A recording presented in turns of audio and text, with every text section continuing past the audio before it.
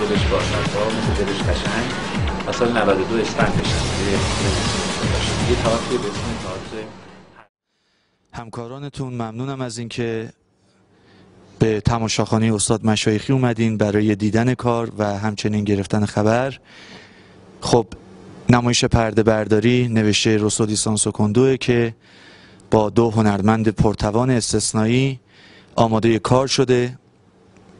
8 ماه روزی 8 ساعت در واقع در قالب گروه نمایش پاپیون این کار آماده اجرا شد. در جشنواره هایفست ارمنستان شرکت کرده و بعد از اون به جشنواره سولو در روسیه دعوت شده. 35 شب در خانه نمایش تهران در واقع به روی صحنه رفت. مخاطبان بسیاری اومدن و کار رو دیدن و پس از اون تصمیم گرفتیم که در تماشاخانه استاد مشایخی هم این کار اجرا بره. گروه نمایش ما علاوه بر کارهای حرفه‌ای و کارهای دیگه‌ای که انجام میده، اما نقطه در واقع بارز کارهای خودش رو کار بر روی افراد کمتوان ذهنی، جسمی حرکتی، نابینا و ناشنوا گذاشته و علاوه بر اینکه یک گروه هست، یک خانواده بزرگه، به خاطر اینکه تمام این بچه‌ها خانواده هاشون درگیر نمایش میشن، درگیر تئاتر میشن. به طور مثال همین نمایش پرده برداری، بازی شنو قادری و مهران عزیز قندهاری، خانواده ها درگیر این کار بودن. مادر شنو مثل یک دستیار برای من عمل کرده. مادر مهران مشاور روانشناس گروه بوده. شنو دختریه که در زمان جنگ در هنگام تولد از دست پرستار زمین میفته و سیپی مغزی میشه، یعنی هم ذهنی هم جسمی حرکتی. و مهران عزیز جزو افراد سندروم داونه که با ما همکاری میکنه. البته این گروه 15 نفره‌ای هستش که دارن فعالیت میکنن، اما این کار یکی از کارهای این گروه هست که شما اجرای اون رو خواهید دید. اولین بار اتفاق افتاده یا نه قبلا هم اتفاق افتاده؟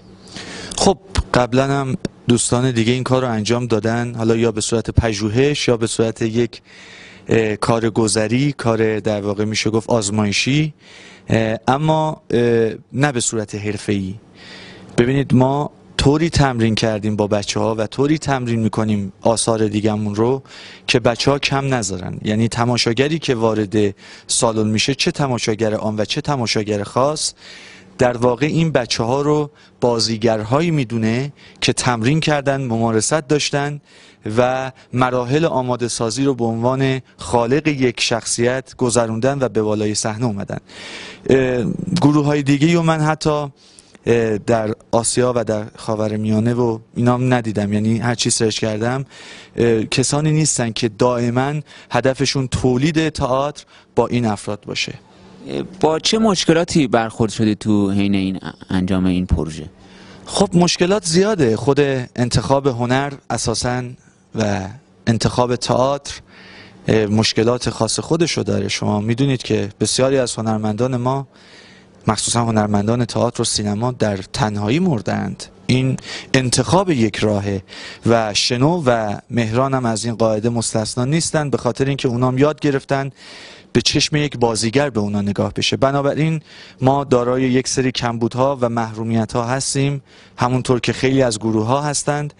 اما خوشحالم و میبالم به گروه هم در عینی که تماما بچه‌های حرفه‌ای تئاتر هستند. دستیار بنده خانم غزاله جزایری یکی از بهترین بازیگران تلویزیون و سینما و تئاتر. آقای خیابانی گریمور بسیار خوبی هستند. خانم بهناز حقیقت در واقع مدیر روابط بین الملل. تمام این بچه‌هایی هستند که در کار خودشون بسیار نمونن. اما چرا دور این گروه موندن و در این گروه باقی موندن؟ علت اینه که این جریان فقط یک تئاتر و یک شو نیست، فقط نشان دادن یک توانایی یا نشان دادن یک سری افراد روی صحنه نیست. این کار اساساً یک جریان تئاتریه. به خاطر اینکه یک نیروی محرکه‌ای در تئاتر به وجود میاره که اون تماشاگری که 30,000 تومان میده میره چهره عزیز و دوست داشتنی سینما رو بر بالای صحنه میبینه و میاد این کار رو میبینه، توقعش از اون ستاره بیشتر میشه و اون ستاره دیگه به خودش جرئت نمیده تحت هر شرایطی بالای صحنه بیاد، مجبور میشه همپای بازیگر من تمرین و ممارست داشته باشه و الان ناخواسته در عرض چند سال این قضیه و این جریان کاملا فیت میشه و مانع حضور ستاره ها بر بالای صحنه میشه. اون ستاره مجبوره که خودشو به پای بازیگر من برسونه. و کارهای بعدیتون؟ استقبال مردم خب ضعیفه و اونم علت داره، چون که اینجا افتاده که هر جا ما می نویسیم در واقع کار بچه‌های استثنایی یا پرتوان یا کمتوان یا از این لفظ‌ها استفاده میشه، مردم احساس میکنن که قرار بیان و ناتوانی بچه‌ها رو ببینن، در صورتی که کاملا برعکسه. تماشاگرانی که میان کاملا توانایی این بچه‌ها رو میبینن. پس ما چرا 8 ماه روزی 8 ساعت تمرین میگذاریم؟ چرا نمایش صندلی ها رو 18 ماه روزی 8 ساعت تمرین میگذاریم؟ چرا این بچه‌ها عین یک بازیگر حرفه‌ای رژیم غذایی دارن، رژیم خواب دارن؟ به چه دلیل؟ به خاطر اینکه ما میخوایم کم نذاریم، میخوایم توانایی بچه‌ها دیده بشه. اما خب من به مردم شاید حق میدم، احساس میکنن که قرار بیان و در واقع شاهد یک سری تصاویر و صحنه‌ای باشن که تو زندگیشون یا توی در واقع روحیشون تاثیر منفی بگذاره، ولی به هیچ وجه این چنین نیست. همونطور که هم در خانه نمایش ما اجرا رفتیم و هم این چند روزه که اجرا رفتیم با همون مخاطبای کم خودمون، هر کی اومده اصلا نگاهش عوض شده به این قضیه، به این جریان.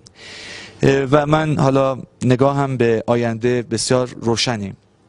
درسته که ما داریم سختی کار رو میکشیم و بچه هم باید بدونن، خود مهران، خود شنو میدونن و باید بدونن که تئاتر پر از محرومیت، پر از محدودیت، پر از فقر تماشاگر، فقر در واقع دیده شدن، ولی این طبیعیه، طبیعت کاریه که انتخاب کردن. در آینده ما البته خب یک نمایشی آماده کردیم به اسم صندلی‌های اوژن یونسکو که در 9 تا جشنواره قبول شده. ما 30 شهریور به بلاروس خواهیم رفت برای جشنواره کوفار و در اون جشنواره اجرا خواهیم کرد. در نیویورک ما 6 روز اجرا خواهیم داشت که 1 روز رو ورکشاپ گذاشتن برای بنده که راجع به نحوه هدایت بازیگرانی که استدلال ندارند در واقع صحبت کنم. در جشنواره روسیه، آرتوکیای روسیه قبول شده، جشنواره فنلاند، رومانی، کانادا که جشنواره لیورپول جشنواره بسیار حرفه‌ای و جالب اینجاست که تمام جشنوارهایی که بچه‌ها قبول شدن اصلا ربطی به معلولیت ندارن، یعنی کاملا جشنواره‌های حرفه‌ایه، اما برای اونا جذابه که بدونن این بچه‌ها یک چطور هدایت شدن، به روی صحنه اومدن که اون پروسش اصلا نیازمند کارگاه‌های در واقع هدایت بازیگره و هم براشون جذابه که ببینن چه تأثیری در زندگی طبیعی این بچه‌ها گذاشته. نمایش آوازخوان تاس اوژن یونسکو رو در حال آماده سازی هستیم و پزشک نازنین نیل سایمون که پزشک نازنین نیل سایمون 5 اپیزود که هر اپیزود با یک کیس از این بچه‌ها داره در واقع آماده میشه. جشنواره نمایش در انتظار گودو رو داریم که در گرگان با بچه‌های کمتوان ذهنی گرگان، شهر گرگان در مرکز بهکوش داره آماده میشه که اون کار در واقع اصلا مرکزیه که خانم گیلاسیان مدیریتش رو به عهده داره و به صورت کاملا خصوصی داره اداره میشه.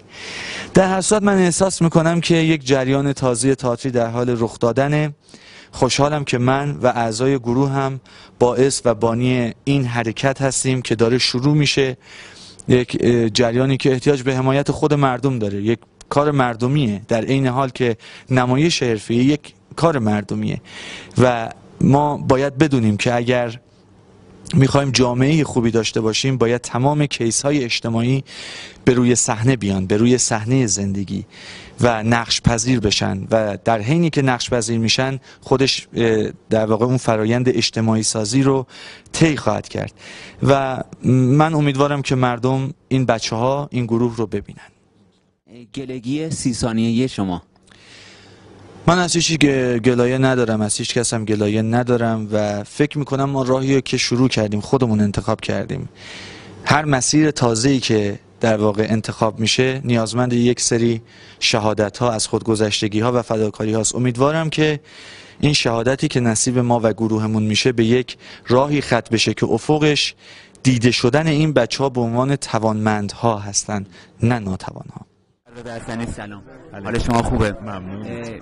شما تو این تئاتر شرکت کردید ولی من هرچی نگاه کردم دیدم بازیگر معروفی تو این تئاتر نبود. علت حضورتون چی بود تو این تئاتر؟ این واقعا اینجوری فکر کردی که من واسه بازیگر میرم تئاتر؟ نه خواهش میکنم. من بازی به خاطر مرد کارگردانی و به خاطر تعریف تئاتر میریم تئاتر و این رو هر کسی ایجاد بکنه، هم بازیگر هم کارگردانه هم سازنده تئاتر. تفاوتی که این تئاتر داشت، دو تا شخصی که محدودیت جسمی یا ذهنی داشتن انجام دادن. نظرتون چی بود در مورد این تئاتر؟ این تفاوت نیست، این ویژگیشه به اعتقاد من. یه تئاتر مثل همه تئاترها بود، حالا دو نفر، مثلا اینکه بگی یه تئاتری هست که دو نفر مغولی صحبت میکنن یا دو نفر توش هستن مثلا امکان داره رنگ پوستشون اینجوری باشه، در همین حد بود، تغییر الوان و صوت‌ها و اینا، و کاملا این تئاتر خوب با شرایط عادی با بازیگرایی که سعی کرده بودن همه اون بک‌گراندها و همه اون ویژگی‌هایی که ما امکان داره به خاطرش اومده باشیم تئاتر از سوال تو هم معلومه کنار بذارن و رو صحنه تئاتر بازی بکنن و رو صحنه تئاتر بازی کردن و من هیچ کدوم این چیزا رو ندیدم. حالا بعدش امکان داره چیزای مشخص بشم، رو صحنه چی معلوم نبود.